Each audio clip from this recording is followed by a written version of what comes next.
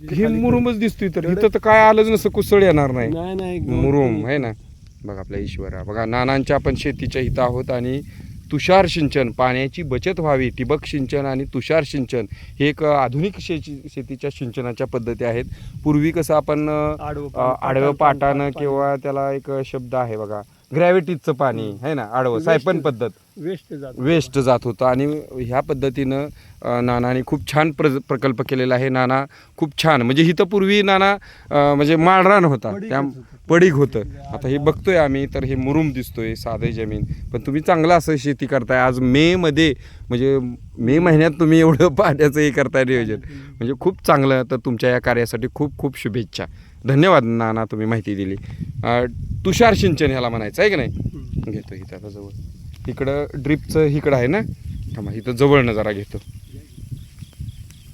इकडे ह्या साईडला बी नाना तुम्ही लावता.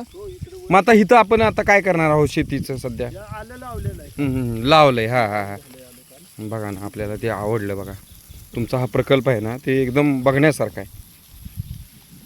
बघा ना आता इथं आलं तर गारवा जरा कमी असणार आहे की नाही.